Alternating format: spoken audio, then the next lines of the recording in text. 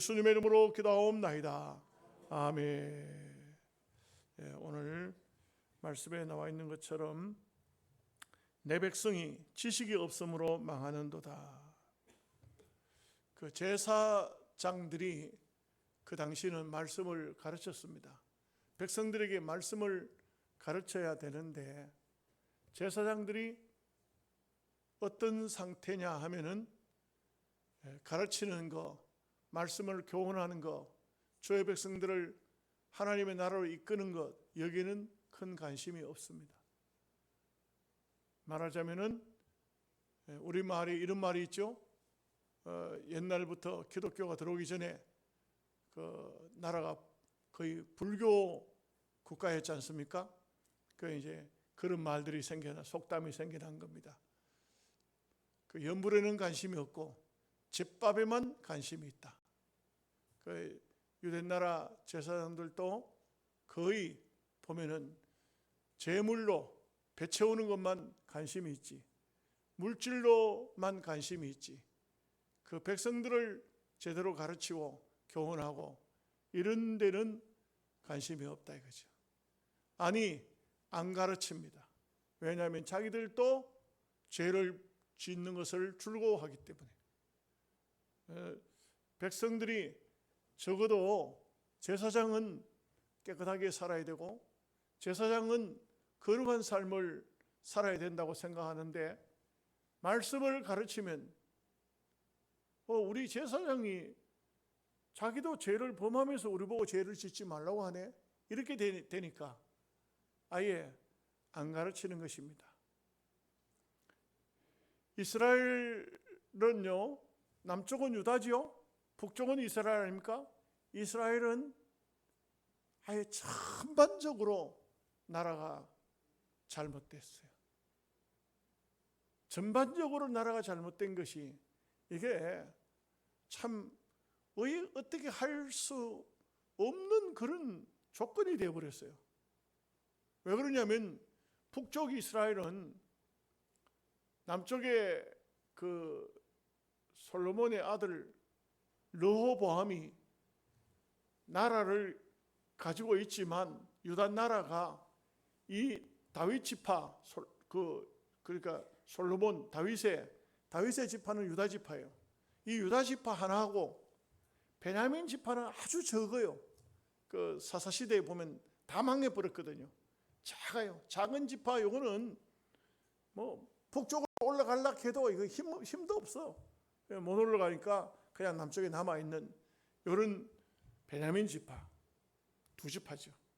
그 두 지파에다가 레위 지파가 북쪽에 올라갔다가 할 일이 없으니까 내려와서 반 지파가 생겨요. 그래서 두 지파 반이에요.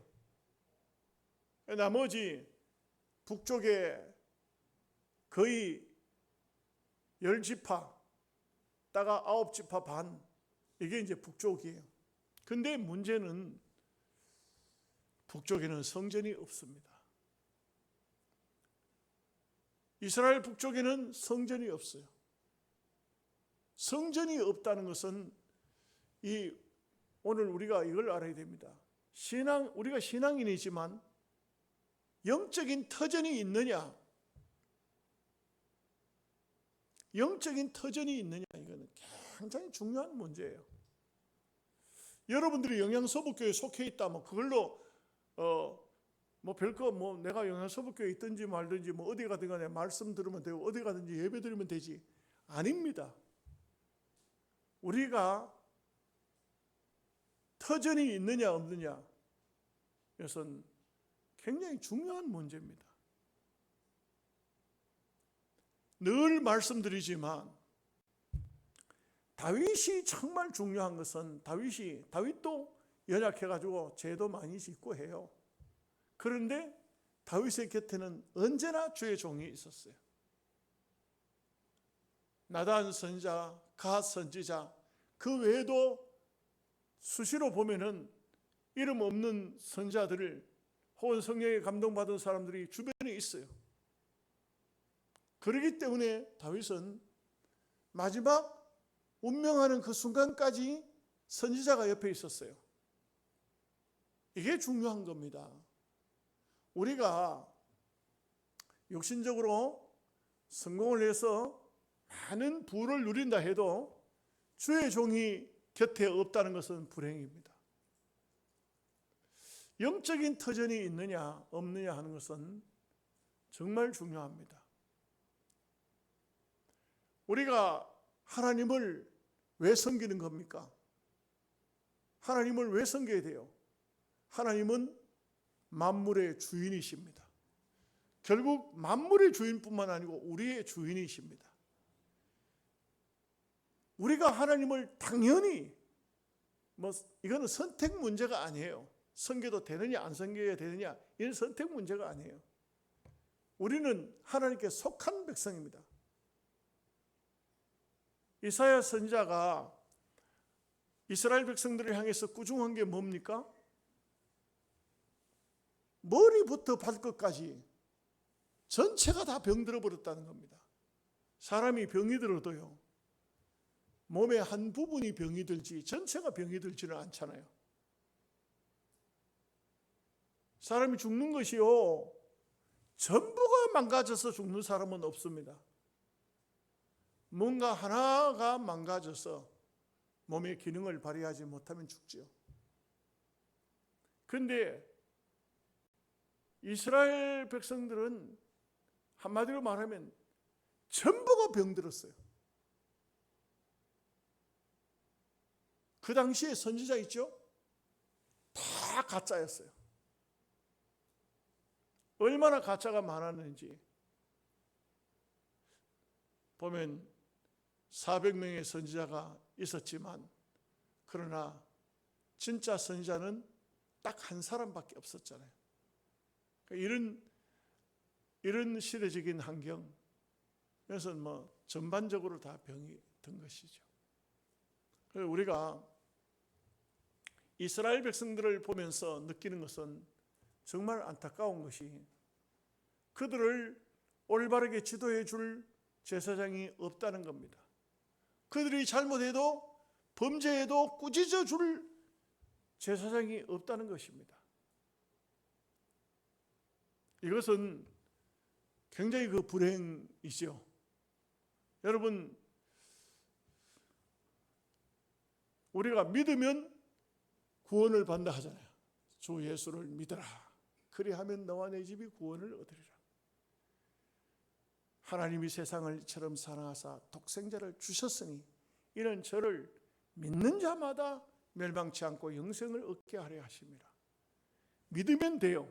그런데 이 믿음을 정확히 믿어야 되지, 정확히 알아야 되지, 잘못 알면 안 돼요. 이스라엘 백성들은 그들도 하나님을 섬겨요. 하나님을 섬기는데 어떤 하나님이냐 하면 여호와 하나님이 아니고 금송아지 하나님이에요. 금송아지 하나님을 섬겨서는 안 되잖아요. 그런데 이게 또 웃기는 게 제사장이 말입니다. 레위 지파에서 나와야 자기들이 바로 가르칠 수 있어요. 오늘날로 말하면 정규 신학교를 나와야 하나님에 대해서 올바르게 가르칠 수가 있어요. 그런데 사이비 신학교를 나왔다, 어디 가서 6개월 만에 교육받고 겉테두리만 배워가지고 목사가 돼가지고 나왔다, 이러면은 가르칠 수가 없어요. 올바른 것을 가르칠 수가 없어요. 왜? 자기도 가짜니까. 이와 같이 북쪽 이스라엘은요, 제사장이 레위 지파 사람이 아니에요. 북쪽 이스라엘은 제사장들이 쉽게 말하면 돈 주면 제사장 따요. 오늘 우리 시대하고 거의 비슷합니다. 진보교회 김신웅 장로님이 하신 얘기가, 목사님, 정말 기가 막힙니다. 교도소 안에 죄수들요, 돈 30만 원 만들어 가지고 보내주면 목사 자격증 줍니다. 목사라는 증명서를 줍니다. 50만 원 주면 신학 박사까지 해줍니다. 박사가 뭔지도 몰라요. 목사가 뭔지도 모릅니다. 이런 사람들이 한국 교회에 줄비합니다. 엄청나게 많이 쏟아져 나왔어요. 기도원 같은 데 가보면요, 목회지가 없으니까 기도원에 와가지고 기도하면서 목회지 달라고 기도하는데, 다들 건사하다가 목사 돼가지고 온 사람들, 집사하다가 목사 돼가지고 온 사람들, 뭐 장로하다가 목사 된 사람들, 이런 사람들이 와가지고 그것도 뭐 희한한 사람들 많아요. 이게 이스라엘의 전적인 부패를 가져오는 최고의 모습이 뭐냐? 제사장이 가짜라는 거예요. 제사장이 가짜니까 백성들을 바로 가르칠 수가 없어요.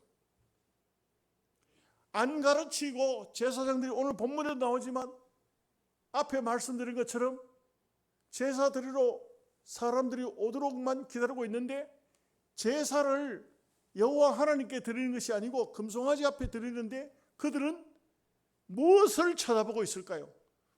그들이 가져온 제사 제물만 쳐다보고 있는 겁니다. 속죄 제물로 그들은 그거 먹을 때만 관심을 가지고 있는 거예요. 물질에만 관심이 가 있다 이거죠. 그래서 이 백성이 지식이 없어 망한다. 이 백성이 지식이 없어 망한다. 이 호세아 선지자를 통해서 뼈아픈 소리를 지금 현재 하나님께서 하십니다. 이 백성이 지식이 없어 망한다. 하나님을 바로 알지를 못하는 거예요. 그 환경적으로 이 나라는 망할 수밖에 없어요. 모든 여건상 망할 수밖에 없어요. 여러분, 다시 말씀드립니다. 교회가 잘못되면 나라는 망해요. 하나님의 나라가 정신적으로 부패하면 그 나라는 망할 수밖에 없습니다. 세상 사람들 중에 뭐 보면 자기들이 섬기는 신을 일정하게 정해놓은 신이 없어요. 지성이면 감천이다. 정성을 다 들여서 신께 빌면은 무슨 응답이 오지 않겠냐. 물 떠놓고 비는 거예요. 이게. 그 비는데 뭐라고 빕니까? 천지신명님께 비나이다 비나이다. 천지신명이 뭐죠? 천지에 있는 신, 어떤 신이든지 내 기도를 들으라. 천지신명님께 비나이다. 이게 우리 옛날 무속신앙이거든요. 우리 한국의 무속신앙. 아마 천지신명께 물 떠놓고 빌어요. 그 물 한 그릇 먹고 그 귀신이 들어줄란지 모르겠는데 하여간 빌어요. 그 천지신명이라는 것은 이 조선 땅에 있는 신들 중에 어떤 신이든지, 뭐 고목나무 신이든지 아니면 저 좀 높은 달 신이든지 태양 신이든지 누구든지 내 좀 정성을 물 떠놓고 매일 새벽에 목욕 제기하고 와서 비니 내 기도를 들어서 우리 남편 전쟁터에 나갔는데 승리하게 해달라. 이런 또 뭐 내 아들을 지금 감옥에 갇혀서 죽게 생겼는데 살려달라. 지성이면 감천이라. 빌면은 어떤 신이든지 정성을 다하면 들어주지 않겠느냐. 아주 이 사고가 잘못된 것이죠. 잘못된 거예요. 오늘 우리는 그래서 알아야 되는 것은 신앙은 무조건 믿는 게 아니에요. 정확히 알아야 돼요. 하나님이 누구신지 정확히 알아야 돼요. 참 저는 지금 우리 노회에서 칼빈주의를 가르치는데 제가 칼빈주의를 연구하여서 가르치기 위해서 연구하면서 제가 놀래요.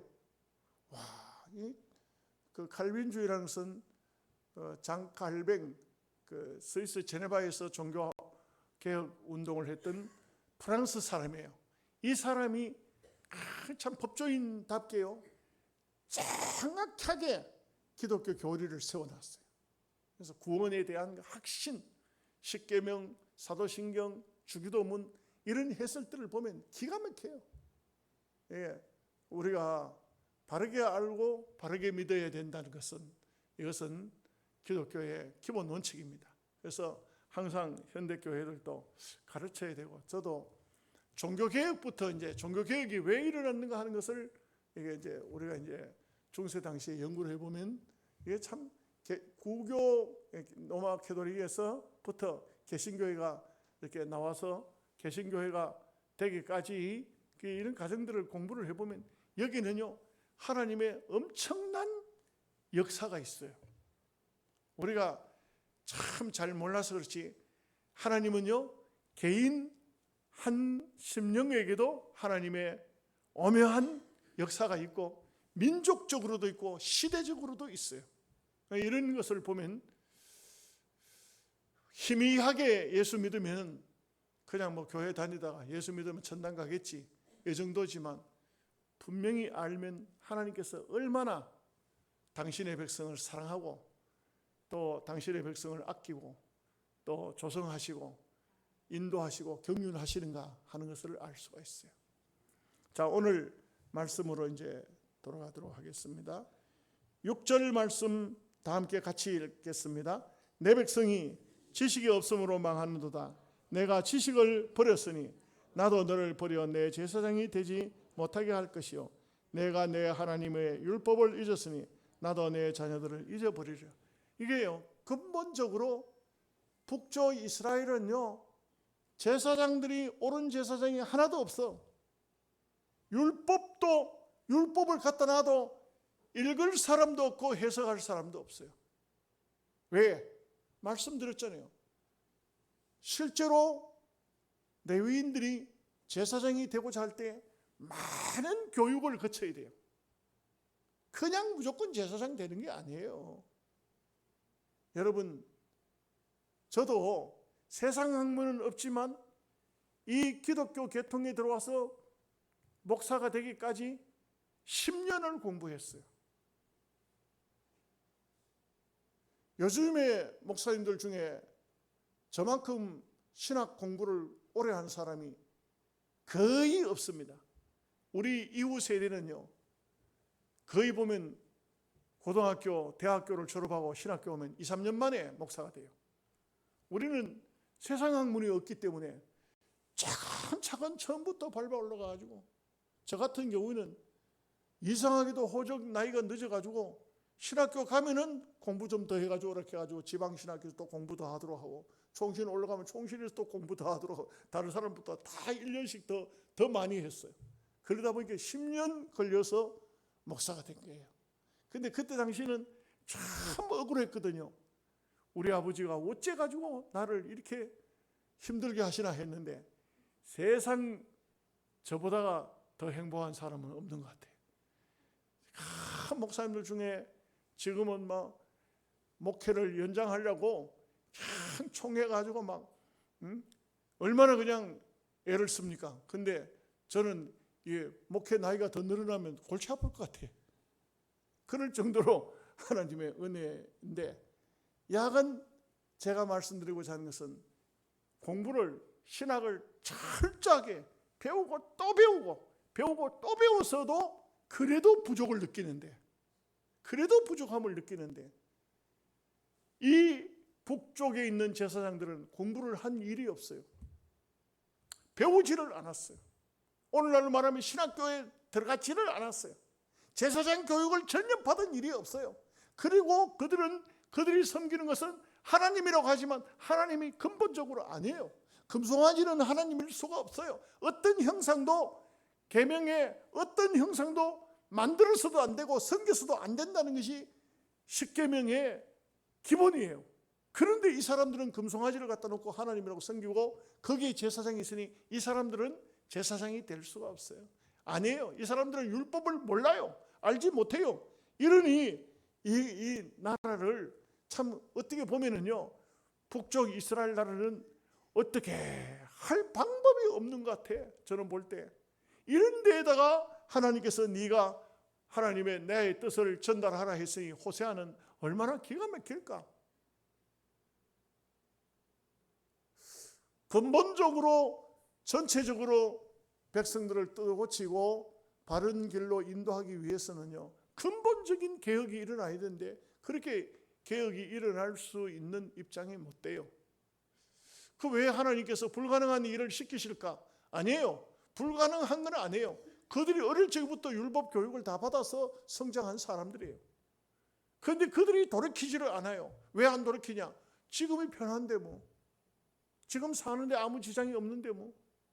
지금 밥 먹고 사는데 아무런 어려움이 없는데 뭐. 지금 너무 삶이 쾌락주의로 가는데 즐거운데 뭐. 하나님 심판은 안 나타나는데. 이 얼마든지 자기네들의 삶이 지금 현재 평화롭다고 생각하고 있는 것입니다. 7절 말씀 봅니다. 그들은 번성할수록 내게 범죄하니 내가 그들의 영화를 변하여 욕이 되게 하리라. 앞에도 말씀드렸죠.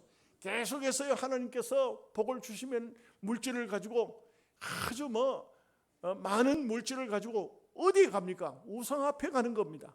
금고리, 귀고리, 목걸이 다 해가지고 그 치장을 해가지고 우상 앞에 가는 겁니다. 이게 하나님 앞에 오는 것이 아니고 우상을 즐겁게 하려고 하는 것입니다. 이러니 가장 기가 막힌 것은 복을 주면 줄수록 타락하는 거예요. 이게 얼마나 참 기가 막힌 모습입니까? 8절 9절 말씀 보겠습니다. 그들이 내 백성의 속죄 제물을 먹고 그 마음을 그들의 제약에 두는도다. 장차는 백성이나 제사장이나 동일함이라. 내가 그들의 행실대로 벌하며 그들의 행위대로 갚으리라. 그러니까 제가 말씀을 드린 것처럼 이 제사장들이 속죄 제물을 먹고 마음을 제약에 두고 있다. 여러분, 하나님 앞에 속죄 제물이라는 것은요, 깊이 회개를 동반하는 거예요. 그 제물이 양이든지 소든지 염소든지 죽을 때 내가 죽는 심정이 돼야 되는데, 그래서 번제를 드린다 하면 완전히 제단 위에 다 태워서 드리는데, 이 북쪽에 있는 제사장들은 그 제물에 관심이 있기 때문에 불태워 없애는 게 아니에요. 그 제사 끝나고 난 다음에 얼른 내가 그 제물을 갖다가 내가 취해야 되지. 뭐 장에 갖다 팔든지 가족 식구들 먹든지. 그 제사 드리러 오는 사람들이 제물 가지고 오면 그거 제물에 관심이 있지, 제사에는 관심이 없다. 회개에는 관심이 없다 이거죠. 그 타락될 때 항상 그랬어요. 여러분, 중세를 연구해 봐도요, 중세를 연구해 보면 중세에 교황청이 어마어마했어요. 교황청의 재산이 대단했습니다. 그런데 베드로 성당을 지을 때 교황은요 10원도 헌금 안 해요. 얼마나 웃깁니까? 10원도 헌금 안 해요. 자기가 말하자면 오늘 우리 시대로, 아니 조선 시대로 말하면 여기 청송 가면 신부자댁 있죠. 그런 집이, 그런 사람이 나라의 백성들이 참 무슨 어떤 사변이 일어났다든지 해서 그 군인들을 먹을 양식을 내놔라 하면 자기네들은 부자들이 권력을 가지고 있으면서 하나도 안 내놓고 백성들한테만 고열을 짜내가지고 하겠다는 거죠. 베드로 성당을 짓는데 온 백성들의 돈을 안 내니까 속죄표를 파는 거야. 천당표를 파는 거야. 천당표를.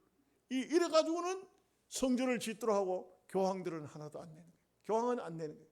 추기경들, 이런 사람들이 전부 자리에 잡고 앉아가지고 추기경, 주교, 이런 사람들, 그런 사람들이 백성들의 많은 물질을 탐하면서도 실제적으로는 그 백성들이 옳게 사는 길로 인도하지를 않다. 중세가 타락. 그러니까 거기에 종교개혁이 일어나게 된 것은 하나님의 오묘한 섭리죠. 그와 같이 이 사람들도 똑같아요. 이 사람들도 백성들이 정말 회개하기를 바라는 마음이 없어요. 왜 없을까요? 자기도 똑같은데 될 수가 없어요. 자기도 똑같으니까. 10절 말씀 보겠습니다. 그들이 먹어도 배부르지 아니하며 음행하여도 소요가 늘지 못하니 이는 여호와를 버리고 따르지 아니하였음이니라. 묘한 것은 이 사람들이 옛날에는 구약시대나 이런 때는요, 사람 인구가 많아야 돼. 사람이 많아야 돼. 그래야 나라가 아주 강한 나라라고 할 수 있어요. 그래서 그 일부 일처가 아니고 일부 다처를 나라에서 허락을 해요. 그러니까 이게 돈 많은 사람이 자식 숫자를 많이 늘리기 위해서 부인을 많이 두는 거예요. 부인을 많이 두고 자식을 놓는데 막 40명, 50명씩 막 이렇게 막 많이 놓으면 막 70명씩 이렇게 놓는 거야. 그러면 백성이 굉장히 많아질 것 같죠? 안 많아져요. 왜냐하면 하나님께서 인구를 주실 때에 남자나 여자가 거의 비슷하게 태어나도록 해요.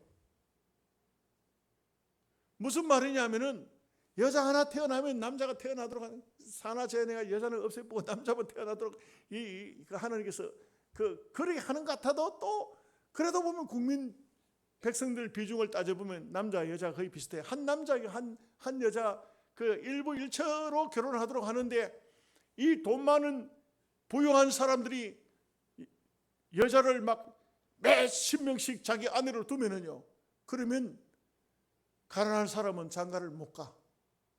장가를 못 가니 인구는 똑같아. 무슨 말인지 이해가 되십니까? 이러니까 결국은 이거는 하나님께서 보실 때는 음행을 하는 것이지, 음행을 하는 것이 죄를 짓는 것이지, 이것은 수요가 늘어나는 것이 아니라, 이게 오늘 시간이 좀 많이 가니까 좀 빨리빨리 지나가겠습니다. 11절 12절 말씀. 음행과 묵은 포도주와 새 포도주가 마음을 빼앗느니라. 내 백성이 나무에게 묻고 그 막대기는 그들에게 고하나니 이는 그들이 음란한 마음에 미혹되어 하나님을 버리고 음행하였습니다. 이 백성들이 나라 전체가 뭐 음행과 묵은 포도주, 새 포도주, 뭐 쾌락 쫓아가는 거예요. 막 쾌락을 쫓아가고 백성들이 나무에게 묻는, 우상에게 묻는 것이고 막대기에 대답하는, 우리나라처럼 막대기 꽂아놓은, 대나무 꽂아놓은데 어느 집입니까? 무당집이죠. 이런 사이비한 그런 이 하나님의 나라에 사이비한 그런 우상을 섬기는 사람들이 존재한다는 이 자체가 이게 말이 안 되지 않습니까? 그런데 거기 가서 다 묻고 이게 나라 전체가 타락된 것을 보여주고 있어요. 자, 13절 14절 말씀 보겠습니다. 그들이 산 꼭대기에서 제사를 드리며 작은 산 위에서 분향하되 참나무와 버드나무와 상술나무 아래에서 하니 이는 그 나무 그늘이 좋음이라. 이러므로 너희 딸들은 음행하며 너희 며느리들은 간음을 행하는도다. 너희 딸들이 음행하며 너희 며느리들이 간음하여도 내가 벌하지 아니하리니 이는 남자들도 창교와 함께 나가며 음보와 함께 희생을 드림이니라. 깨닫지 못하는 백성은 망하리라. 그러니까 막 산에 큰 상수리 나무가 있다. 그 밑에는 어김없이 우상의 제단이 있고 그곳에는 바알 땅, 아세라 땅이 있는 거예요.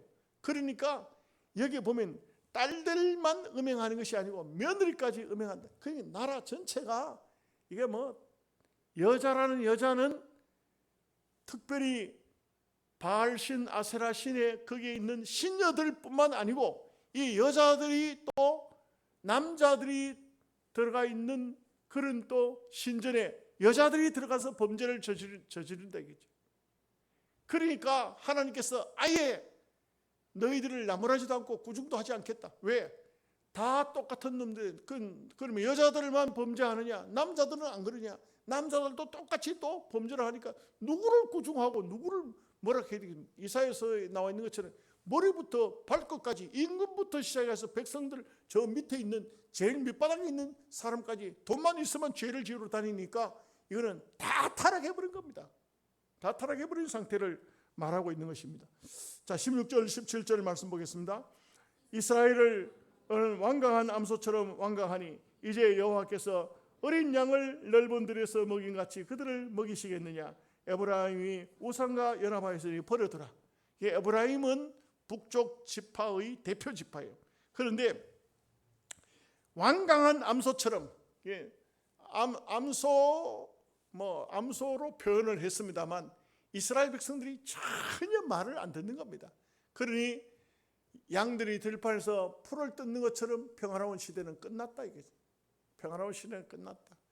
이제는 그들에게는 징계만 남아있을 뿐이고 그들에게는 이제는 큰 고통만 남아있을 뿐이지 결코 이스라엘에게 하나님께서 후하게 대해줄 일은 없다 이거죠.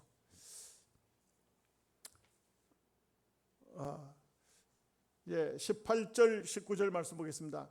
그들이 마시기를 다하고는 이어서 음행하였으며 그들은 부끄러운 일을 좋아하느니라.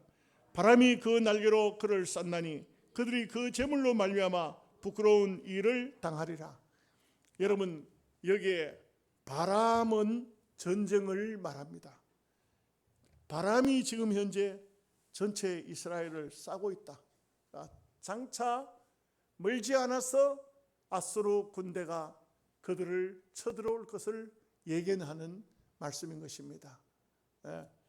여기에 또 18절을 보면 그들이 마시기를 다하고 이어서 음행하였습니다. 하여간 우상의 제단에 들어가면 항상 쾌락이 존재하고 먹고 마시고 죄를 짓는 것이 당연하도록 논리가 그렇게 되어 있어요. 그러니까 예수님께서도 말세의 징조를 언제 이런 일이 일어나겠습니까? 성전이 다 무너지고 돌 하나 위에 돌이 놓이지 않겠다 할 때에 제자들이 언제 그런 일이 일어나겠습니까? 물었거든요. 그랬더니 예수님께서 하시는 말씀은 징조를 보라게. 동풍이 불면은 가뭄이 오고 서풍이 불면은 풍년이 들고 하듯이 너희가 기상의 모든 징조는 알지 않느냐? 저들이 하나님 앞에 저렇게 멸망될 짓을 행하니 결국 멸망이 온다. 그런데 보십시오. 이러한 때가 언제냐? 노아의 때와 같다. 노아의 때가 언제나 홍수 심판이 나서 그들을 다 멸하기까지 먹고 마시고 장가가고 시집가고 사고 팔고 있을 때에 그들에게 홀연히 멸망이 임하니라. 이렇게 이제 요즘에 보면은요, 아프리카 같은 데도 갑자기 비가 안 오던 지역에 비가 억수같이 쏟아져요. 리비아 같은 데도 우리나라의 대우건설에서 댐을 막았는데 그 댐이 멀쩡하던 댐이 물을 가두어 놨던 것이 비가 억수같이 쏟아지는 바람에 댐이 터져버렸어요. 댐이 터져버리니까 그 댐 하구에 많은 집들이 있고 아파트가 있고 막 사람들이 살고 있었는데 이게 확 쓸어 내려가 보니까 한 번에 거기 있던 사람을 싹 다 쓸어가 바다에다가 쳐넣어버렸어요. 홍수로 심판이 없겠다고 하나님께서 노아에게 약속을 하셨던 것처럼 홍수로 이 세상 멸망은 오지 않지만 징조는 계속적으로 보여주고 있는 거예요. 지금 징조는 계속 보여주고 이 마지막 종말이 눈앞에 다가왔다는 것을 정말 우리가 이 현실적으로 보면 다 보여지고 있는 것입니다. 그래서 우리에게 종말이 언제 오느냐? 홀연히 순식간에 온다. 이 성경에 여러 군데에 그런 종말에 대한 것을 말씀했어요. 바로 이스라엘 백성들에게도 지금 하나님께서 뭐라냐면 바람이 너희들을 싸고 있다. 전쟁이 지금 곧 일어날 것이다. 멀지 않아서 너희들에게 멸망이 온다. 정신 차려라. 이것을 말씀하고 있습니다. 또 이렇게 늦게 끝날까 봐 빨리 지나가다 보니까 조금 한 5분 먼저 끝난 것 같습니다. 기도하겠습니다. 하나님 아버지 감사합니다. 이스라엘 백성들은 여러 가지 제도적으로 잘못된 그런 환경과 여건이 만들어져서 그들은 그러나 기본적으로 어릴 적부터 율법을 배우고 하나님 말씀을 가까이 했던 사람이지만 이미 잘못된 길에 들어서서 악한 길에